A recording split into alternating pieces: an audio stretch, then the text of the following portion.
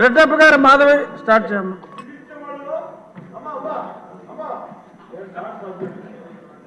మీరు senior most సభ్యులు sir. First time ఎమ్మెల్యేలకు అవకాశం ఇవ్వరా? ఫస్ట్ టైం ఎమ్మెల్యేలకు అవకాశం ఇవ్వరా? ఏంటి ఇది? కూర్చోండి సార్. మీరు ఒకటి చెప్తారు, మీరు ఒకటి చెప్తారు. ధన్యవాదాలు అధ్యక్ష.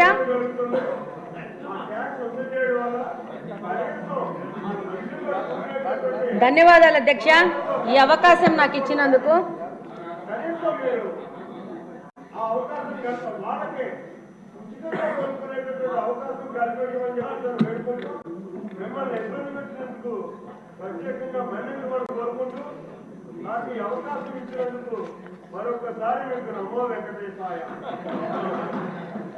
ధన్యవాదాలు అధ్యక్ష. ఈరోజు ఈ బడ్జెట్ సందర్భంగా ఈ అవకాశం ఇచ్చినందుకు. వెనుకబడిన ప్రాంతం రాయలసీమ ప్రాంతం, అది కడప నియోజకవర్గం నుంచి వచ్చాను. ఈరోజు కడప అంటే చారిత్రాత్మకంగా వెంకటేశ్వర స్వామి తొలి గడప కడప నుంచి వచ్చాను. విపరీతమైన మినరల్ రిసోర్సెస్ ఉన్న ప్రాంతం నుంచి వచ్చాను. కానీ మా నియోజకవర్గానికి మంచినీళ్ళు లేని పరిస్థితిలో మేము చాలా కొట్టుమిట్టాడుతూ ఉన్నాము.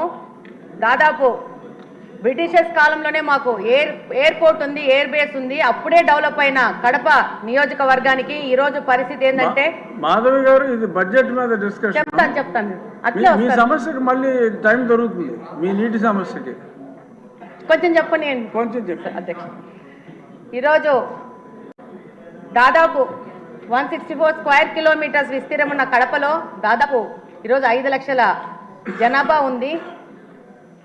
1971లో 23,000 జనాభా ఉన్న ప్రాంతం ఈరోజు 5 లక్షలుగా జనాభా తయారైంది. కానీ ఈరోజు బడ్జెట్లో కేటాయింపులు చాలా విభాగాలకు కేటాయించినారు. అందులో భాగంగా ఈరోజు మా ప్రాంతం నుంచి మాకున్న ప్రధాన సమస్యను ఈరోజు సభ దృష్టికి తీసుకురావాలని చెప్పి ఈరోజు మీకు అవకాశం అడగడం జరిగింది.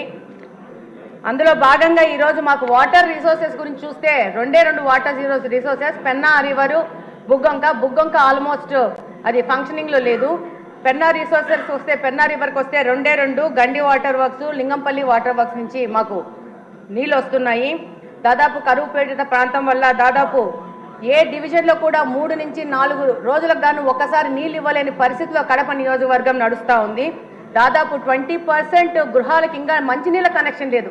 మేము కార్పొరేషన్ దాదాపు 20 సంవత్సరాలని కార్పొరేషన్గా ఏర్పడి 20 సంవత్సరాల నుంచి 10 సంవత్సరాలు కాంగ్రెస్ పార్టీ, 10 సంవత్సరాలు వైసీపీ పార్టీ, కార్పొరేషను అక్కడున్న శాసనసభ పక్షగా వాళ్లే ఉంటూ గవర్నమెంట్లో లాస్ట్ 5 సంవత్సరాల నుంచి అదే పార్టీ ఉన్నా కూడా పూర్తి నిర్లక్ష్యానికి గురైంది. ఈరోజు ఈ బడ్జెట్ సందర్భంగా ఈ యొక్క సమస్యను మీ ద్వారా ప్రభుత్వ దృష్టికి, మిగతా సభ్యుల దృష్టికి తీసుకుపోవాల్సిన అవసరం ఉంది. కార్పొరేషన్ అని చెప్పుకోవడమే కానీ కార్పొరేషన్లో మంచినీళ్ళు ఇవ్వలేని పరిస్థితిగా కడప నియోజకవర్గము ఈరోజు ఉంది. ఈరోజు దాదాపు 95% రామనాయుడు గారు ఆవిడ సమస్య వినండి సార్ కొంచెం. అవును అన్న, వినండి అన్న. 95% ప్రజలు ఇంకా తాగడానికి మంచినీళ్ళు కొనుక్కునే పరిస్థితిలో ఉన్నారు. ఎంత దుర్భరమైన పరిస్థితి అంటే వాటర్ ప్లాంట్ల నుంచి వచ్చిన రిమైనింగ్ వాటర్ని కూడా పట్టుకొని పోయి గృహ అవసరాలకు వాడుకునే పరిస్థితిలో కడప నియోజకవర్గం ఉంది. కార్పొరేషన్కి సమ్మర్ స్టోరేజ్ ట్యాంక్ లేదు. మనకు ఎన్నో కార్పొరేషన్స్ ఉన్నాయి. అత్యంత హీన స్థితిలో ఉన్న కార్పొరేషన్ ఈ కడప నియోజకవర్గం యొక్క కార్పొరేషను. దాదాపు 100ల సంఖ్యలో వాటర్ ట్రీట్మెంట్ ప్లాంట్లు పెట్టుకొని వ్యాపారస్తులు నీళ్ళు అమ్ముకుంటా వ్యాపారం చేసుకునే పరిస్థితి. లాస్ట్ వైసీపీ గవర్నమెంట్లో వైసీపీ నాయకులు స్కూళ్ళని కూడా మూయించేసి దాంట్లో కూడా వాటర్ ప్లాంట్లు పెట్టుకొని నీళ్ళు అమ్ముకునే పరిస్థితులు కడప నియోజకవర్గం ఈరోజు నడుస్తూ ఉంది. దాదాపు 5 లక్షల మంది జనాభా అంటే నివేదికల ప్రకారం 135 లీటర్స్ వాటర్ పర్ హెడ్ ఇవ్వాల్సి వస్తే 5 లక్షల మందికి దాదాపు 70 MLD వాటరు ప్రొవైడ్ చేయాల్సిన పరిస్థితిలో ఉండాల్సింది. ఈరోజు 40 MLD వాటరు ఇచ్చే పరిస్థితిలోనే కడప నియోజకవర్గం ఉంది. దాదాపు 1943లో గండి వాటర్ వర్క్స్లో బ్రిటిషర్స్ వాళ్ళు అప్పుడు 20 వేల జనాభాకు 12 MLDలో ఒక ఇన్ఫ్లేషన్ వెల్స్ కట్టే అదే ఇన్ఫ్లేషన్ వెల్స్ ఈ రోజుకు 2024వ సంవత్సరంలో కూడా అదే 12 MLD ఇన్ఫ్లేషన్ వెల్ ఇచ్చే వెల్నే వాడుకుంటూ కడపకు నీళ్ళు ఇచ్చుకుంటున్నాము.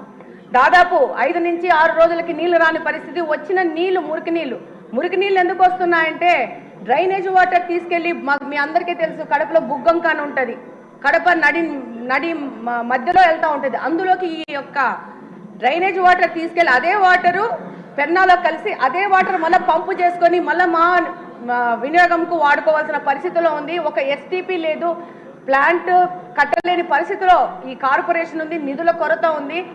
డెఫినెట్గా ఈ యొక్క పాత గవర్నమెంటు అంతకుముందు సోమశిల బ్యాక్ వాటర్స్ అనే ఒక పథకాన్ని ప్రకటించినారు కాంగ్రెస్ వాళ్ళ టైంలో, అది క్యాన్సిల్ అయిపోయింది. మళ్ళా తర్వాత మన తెలుగుదేశం ప్రభుత్వం ఉన్నప్పుడు 2018లో లింగంపల్లి మీద ఒక చెక్ డ్యామ్ కట్టాలని అప్పుడున్న ఇన్ఛార్జ్ శ్రీనివాస్ రెడ్డి గారు ప్రపోజల్ చేస్తే దానికి శాంక్షన్ చేశారు ఇరిగేషన్ మినిస్టర్ గారు. అది 19లో వైసీపీ గవర్నమెంట్ రాగానే దాన్ని కూడా క్యాన్సిల్ చేసిన పరిస్థితి ఏర్పడింది. ఆ తర్వాత 19 నుంచి 24వ సంవత్సరం వరకు వైసీపీ పార్టీ నుంచి గెలిచిన ఎమ్మెల్యేలందరూ రకరకాల ప్రాజెక్ట్స్ తీసుకొని వచ్చారు ప్రచారంలోకి. అందులో భాగంగా జిఎన్ఎస్ఎస్ ఎర్ర చెరువు అని చెప్పేసి ఒక ప్రాజెక్ట్ తీసుకొని వచ్చినారు. దాంతో పాటు ఒక్క నిమిషం అని అయిపోయింది, 1 minute అయిపోయింది. ఆ తర్వాత మళ్ళా మైలవరం నుంచి నీళ్ళని చెప్పి అదొక ప్రాజెక్ట్ తీసుకొచ్చారు, అది లేదు. మొత్తం పైపులన్నీ తీసుకొచ్చేసి ఆ యొక్క మా కడపలో పెద్ద పైపులు పడి ఉన్నాయి, దాని ద్వారా నిధుల దుర్వినియోగం జరిగింది. ఇప్పుడు కడప నియోజకవర్గం నుంచి నా యొక్క ముఖ్య వినతి ఏంటంటే మాకు మంచినీళ్ళు ఇవ్వండి అంతే, ఏవి అడగట్లేదు, టీవీలు అడగట్లేదు, ఫ్రిడ్జ్లు అడగట్లేదు, మాకు మంచినీళ్ళు కావాలని సభాముఖంగా కోరుకుంటున్నాను.